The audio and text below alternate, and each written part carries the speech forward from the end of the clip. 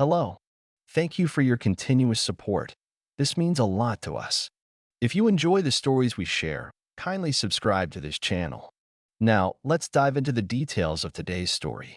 Found the truth. The noise that woke me up wasn't the crash. It was silence after. Vera didn't come home late that night. She came home quiet. No slamming of car doors, no rustling of shopping bags, just the soft click of front door and the unmistakable creak of floorboard near the stairs, one I keep meaning to fix.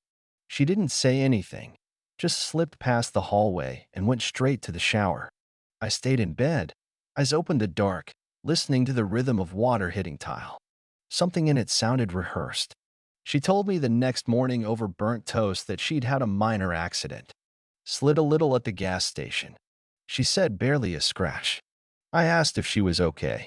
She nodded, smiled too fast. Bit her lip. I'm fine. Just shook me up a little. I looked out the window. Her car was already parked crooked in the driveway. Front end angled toward the curb like it had been left in a rush. The bumper was scuffed. One side of the hood slightly raised like it had been yanked open and slammed shut again. She must have driven it back like that. I'll get it towed this week, she said, sipping her coffee like nothing was wrong. No big deal. But she didn't touch her breakfast. Just stared at her phone, thumb hovering but not scrolling. After she left in my car claiming hers wasn't safe right now, I stood by the window and watched until her tail lights disappeared. Then I turned, grabbed the spare key to her Camry, and went outside. It was cold inside the car. Not just temperature, wise. Something about the air felt still, untouched, but disturbed. Like the room you walk into after someone's been crying there.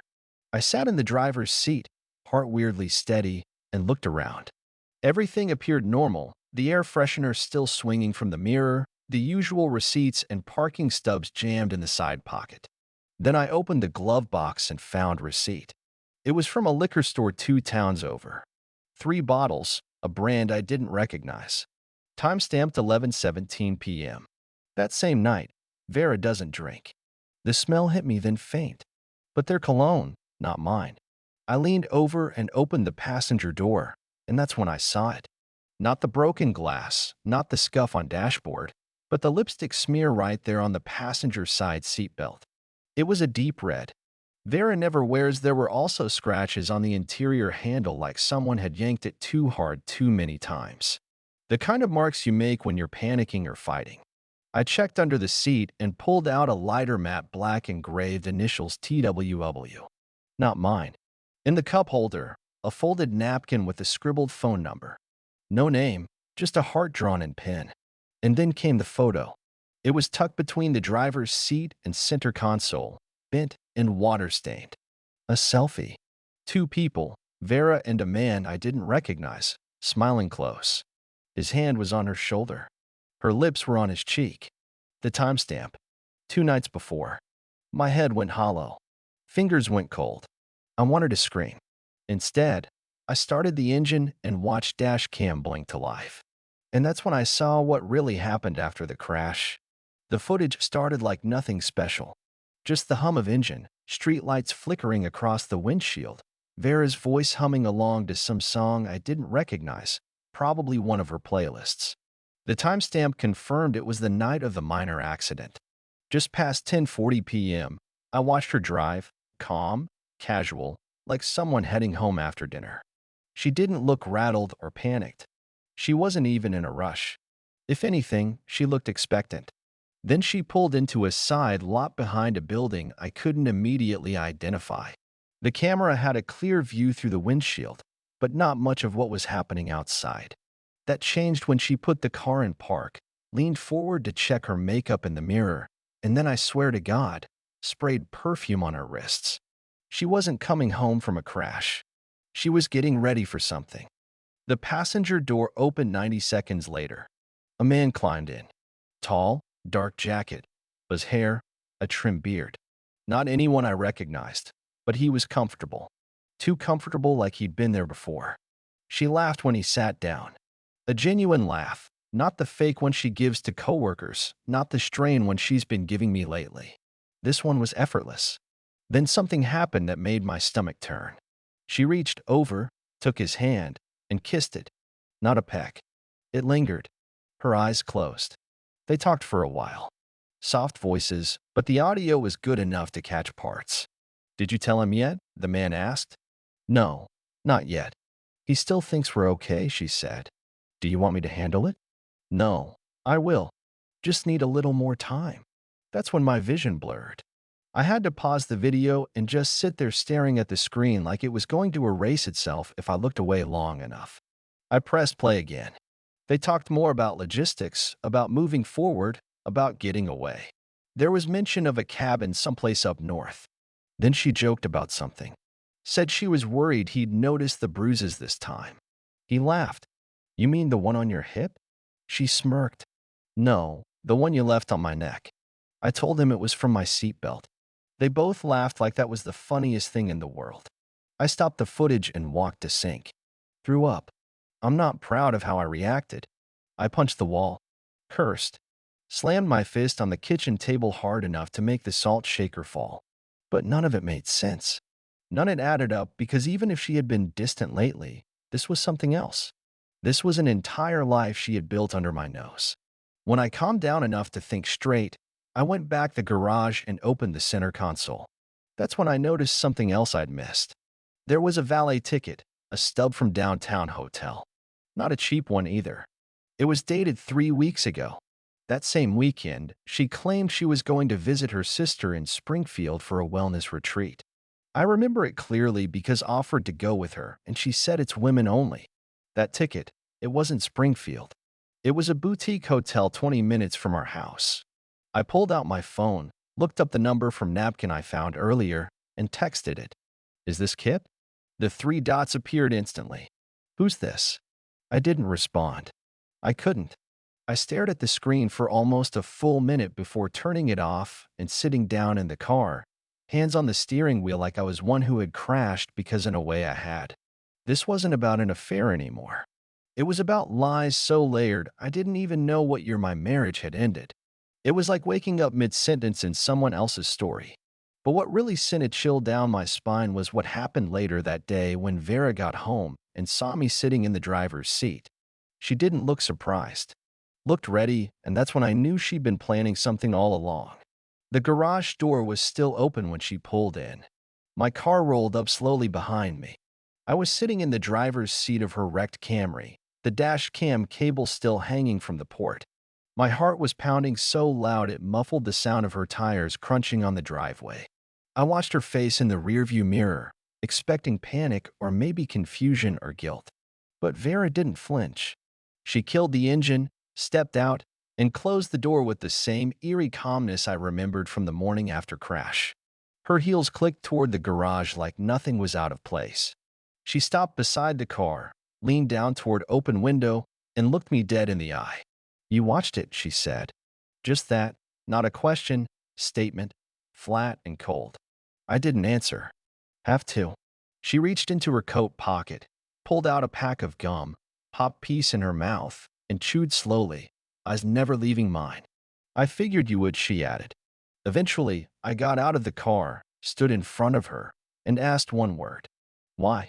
She actually had the nerve to smile, not wide, but that smug twitch in the corner of her mouth, the kind someone makes when they think they're about to win a game they've been playing in secret. "Because I was tired," she said, like that explained everything. "Tired of pretending, of waiting for something in you to change." I stood there stunned. "You could have left. You could have said something." Her voice dropped an octave. "I did, low 100 times. But you were always so comfortable, safe. You wouldn't have noticed if I'd started packing my bags in front of you." Then she pulled something out of her purse, a small white envelope, and handed it to me. Inside was a receipt from law office. Her signature, a retainer agreement, dated 4 weeks ago. "You were never supposed to find out like this," she said. "But you made it hard by looking. Most people don't. They just believe what they're told." I was still trying to process what she meant when I noticed something else in her hand. A key fob, but not for either of our cars. She looked over her shoulder and said, "He's here, by the way." That was when I heard the second engine outside. Not my neighbor's. Not a delivery van. A black SUV pulled up behind my tinted windows. Same model I saw in the dash cam reflection earlier that night. Same driver, Kip, or whoever the hell he was. He didn't get out. Vera turned back to me, her expression unreadable now. I'm not going to argue. I'm not here beg. I came back for one thing, my laptop. I laughed bitterly. That's it. Well, she said, tapping her chin. And maybe to say goodbye properly. She walked past me, entered the house like she still owned the place, and returned 2 minutes later carrying a backpack, her laptop charger dangling from the side pocket. She didn't look at me again, just walked to the SUV, opened the door, and paused. Oh, she added, looking over her shoulder. Check under the seat if you want more answers. I didn't bother hiding anything after last week. Then she got in and was gone. I stood the middle of the driveway, stunned by how cleanly she had dismantled our life, like snapping the final piece off a model she'd been disassembling for months.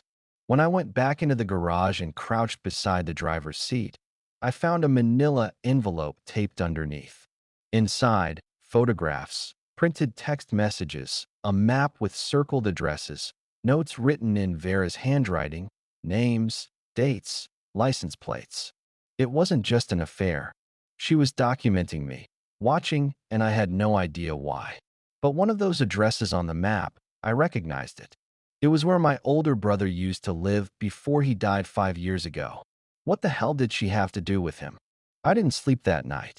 I sat at the kitchen table surrounded by printed photographs of me taken from angles I didn't recognize and places I never noticed anyone watching me. Grocery store parking lots, at the gym, leaving work. Once even walking the dog in park, the timestamps went back almost a year. All of it cataloged in her handwriting. Sometimes just a date and location. Other times, a chilling little phrase like, he's starting to notice or avoid talking about Jeremy. Jeremy, my older brother, he'd been dead for 5 years. A car accident that crushed him between two semis on I-57. It took them 2 days to confirm the body. Vera went to the funeral with me. She held my hand. She cried, or at least I thought she did. Now I'm not sure about anything. I pulled the marked map from the envelope again. Her handwriting circled 7 addresses. Most were unremarkable. Shopping centers, gas stations, one that looked like a motel. But then I saw the one that knocked air out of my lungs. 1991, Larks Lane, my brother's last known address. He'd only lived there for 6 months before the accident. We'd helped him move in, me, Vera, and our friend at the time, Davis. I hadn't thought about that place in years. Why would she mark it? I couldn't sit with the question. I grabbed my coat, stuffed the folder in my backpack, and drove through the night. Larks Lane was about 40 minutes outside of town, a quiet cul-de-sac in a forgotten neighborhood. The house stood at the end of a gravel drive, half covered in ivy. The porch light was out, the windows dark, but something about it didn't feel abandoned. I parked half a block away and walked the rest. There was a camera mounted above the door, newer than rest of the house. And when I approached, I saw the faint glow of a monitor inside through the living room window. Someone still lived here. I rang the bell, waited. My heart thudded in my ears. No answer. But as I turned to leave, I heard the lock click.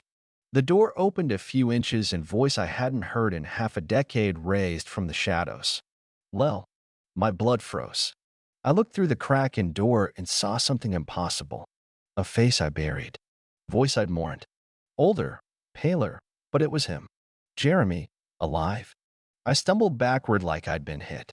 He opened the door wider, and now I saw him fully a little thinner, bearded, but undeniably my brother. What? How? I couldn't even speak. He pulled me inside before anyone could see, locked the door behind us, and motioned for me to sit down. My knees gave out before I reached the chair. I didn't know how long it would take you, he said quietly. I figured Vera would slip up eventually. I stared at him like he was a ghost. You died, the coroner said. I know what they said, and I let them.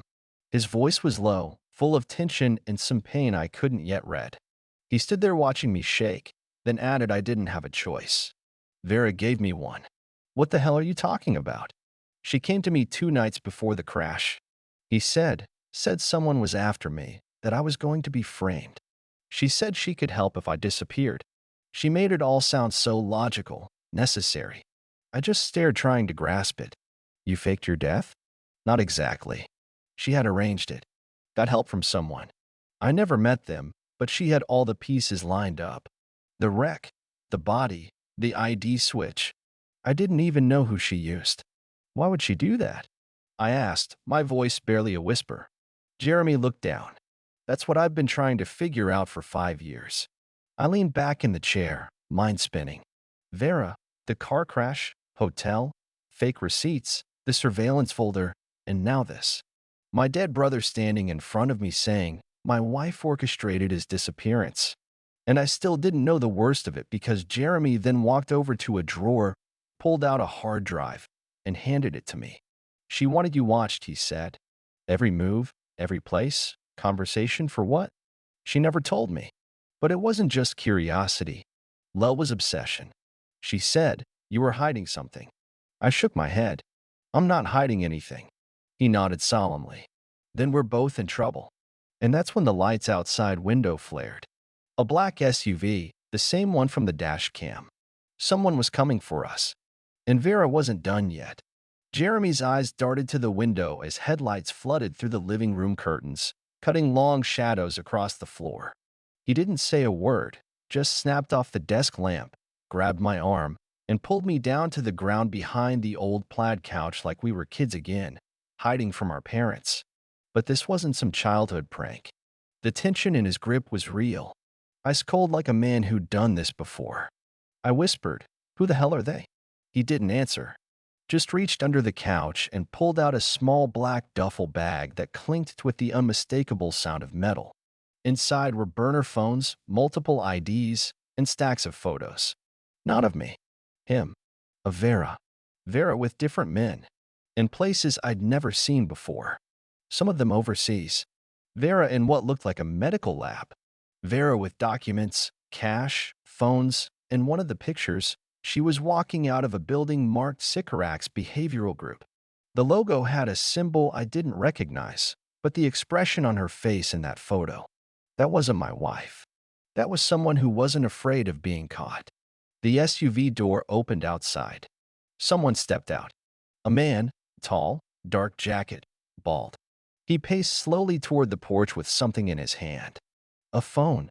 He lifted it to his ear, and not 2 seconds later, my phone vibrated in pocket. I looked at Jeremy. He gave me a hard shake of the head. Don't answer. The ringing stopped, then started again. A second later, the landline in house rang, too. Old corded. Jeremy yanked it out of the wall. Silence returned. Until the man outside spoke. His voice low but unmistakably clear through the crack in the window. We know you're both in there, he said like was reading a script. This isn't about you, Lel. Is about what Vera started. You want the truth? You walk out now alone. My pulse shot through my ears. Jeremy looked at me calm but firm. You walk out there. You'll never know what this really is, and you'll never come back. I whispered. What does he mean? What? Vera started. Jeremy hesitated. She wasn't who you thought she was even before met you. She's part of something bigger. I didn't know when we were together back then, but after the crash, she disappeared and reappeared under a different name in Michigan. I started digging. She changed her entire identity for 5 years. That lab, that group she worked with, it's not just psychological. They run surveillance, behavior tracking, digital targeting. I blinked, still processing. Are you saying my wife's a spy? He half laughed. No, worse. She's a handler of what? People? Men. Ones who don't realize they're being studied until it's too late. They're manipulated, pushed, provoked, every reaction locked. Every meltdown, every decision. Betrayal for what? For profiles. To sell, to test, to use. I didn't want to believe it. But I also couldn't unsee the photos, the notes, her lists. My name written on the cover of one files with a code I didn't understand. Subject, EK compliance threshold. The man outside called again. Last chance. This isn't personal. But she made you part of it. You should have never opened that dash cam. LOL. I almost stood up. But Jeremy grabbed my arm and pulled me into the hallway. "Back door," he whispered. Now we slipped out into the freezing air, cut between backyards like fugitives. My mind reeled with every step. Jeremy wasn't dead. My marriage was a setup. I've been watched for over a year, maybe longer.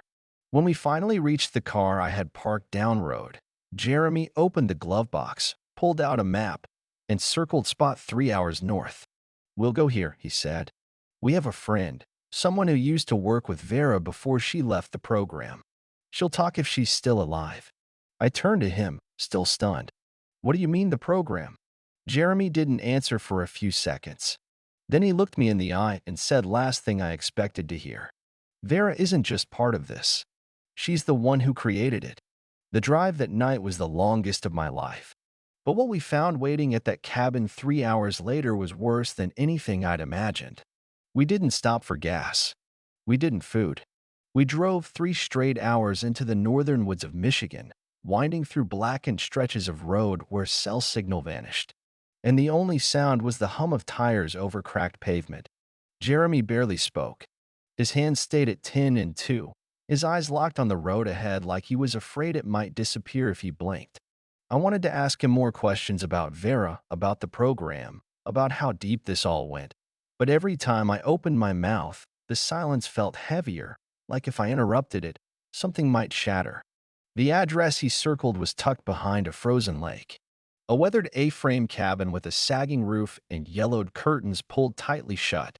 The place looked abandoned, like no one had set foot there in years. But Jeremy seemed certain.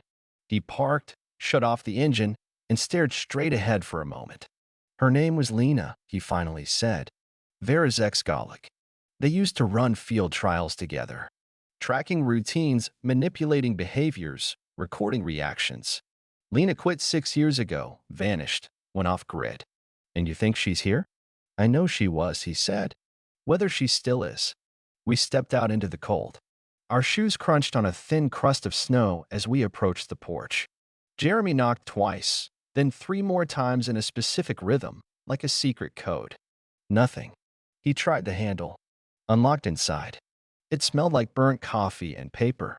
Dust floated in the air like ashes. The furniture was mismatched. Thrift store remnants. But the place wasn't abandoned. There was still heat. A kettle on the stove. 2 mugs in sink. Someone had been here recently. We moved carefully, not saying much, until we reached the back room. A small desk, a corkboard covered in printouts, and a wall of scribbled notes and looping cursive photographs, names, maps, symbols I didn't understand. And in the middle of the desk, laid out as if it had been waiting for me, was a sealed envelope with my name written in blue ink. Well, Jeremy looked at me, then stepped back. I opened it. Inside was a letter. No greeting, no date, just 6 handwritten lines. "You were never supposed to be the subject, but you were never truly the husband either. She chose you for compliance. The pattern broke when your brother reappeared. That makes you a liability. Do not return home." I stood there frozen. The room felt like it had tilted sideways.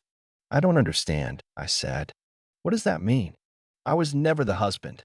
Jeremy looked at the corkboard, scanned photos, then pointed to one pinned in the corner. It was a surveillance still. Me years younger sitting on a park bench alone. On the back was a label. Target 12D potential merch. I whispered Jeremy looked like he didn't want to say it, but he did. They don't build lives from scratch. They insert themselves into existing ones. Take over gradually. Erase what doesn't fit. I think Vera was planted in your life with a script.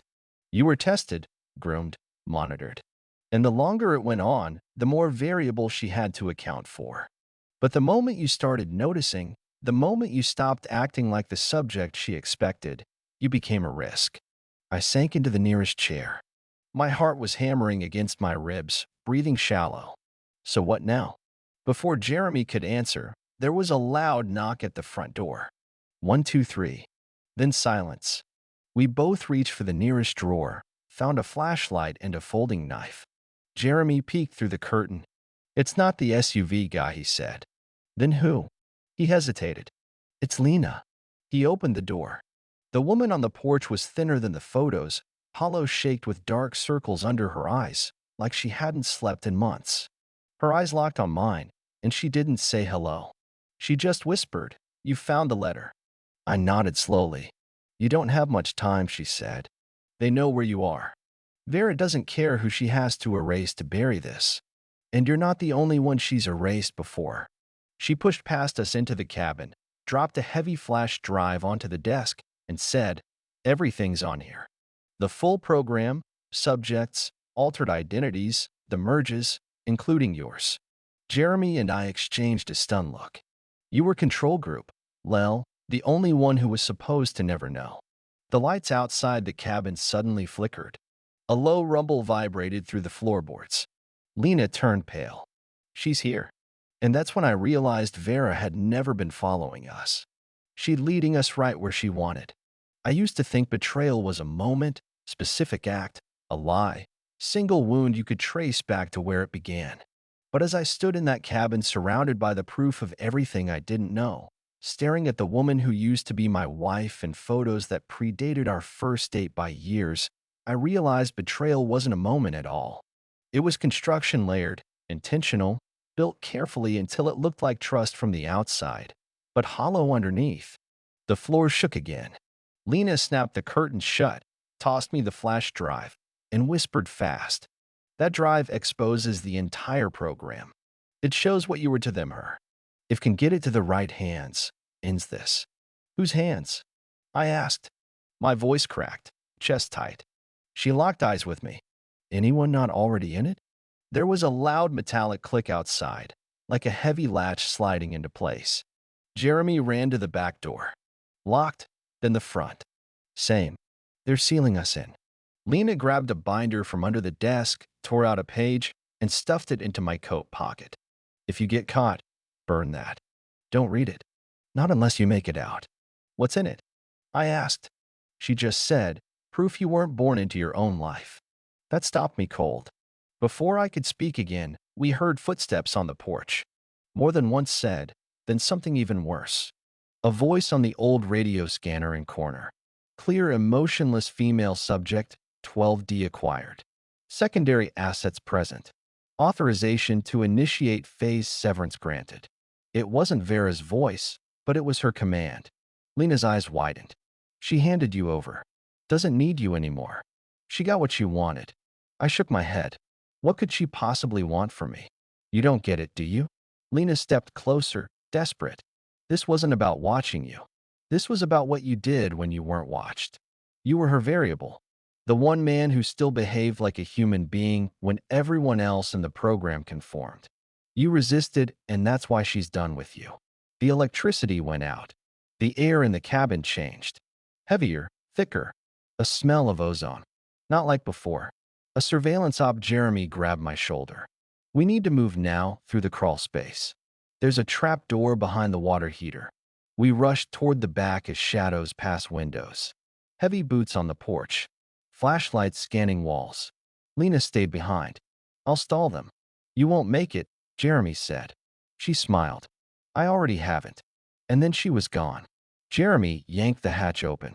The crawl space was tight, damp, barely lit. We squeezed through it like rats, dragging mud and snow behind us. The sound of the front door busting open echoed behind us. Boots stomping, orders shouted. "They're not after me," Jeremy said, breathing hard. "It's who they want." "Why?" I asked. He didn't answer. Not until we pushed out into the woods behind cabin and started running under the moonlight. Then he said, "Because you weren't supposed to survive the marriage." We ran for over a mile before we stopped near a ridge overlooking the valley. We crouched behind fallen branches, both of us soaked, shaking.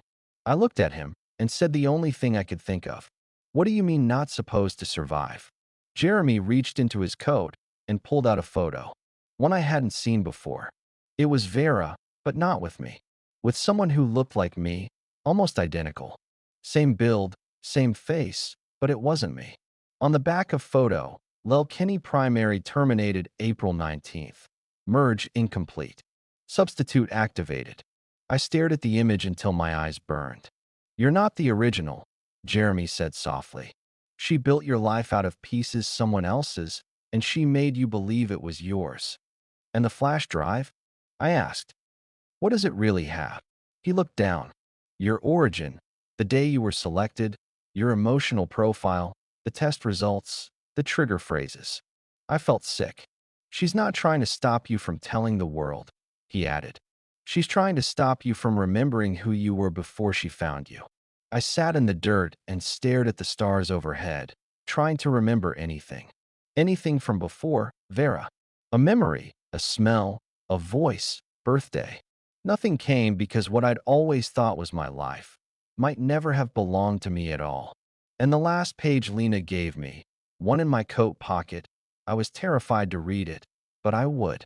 By the time sun crested the ridge and melted frost off the leaves, we were miles away from the cabin.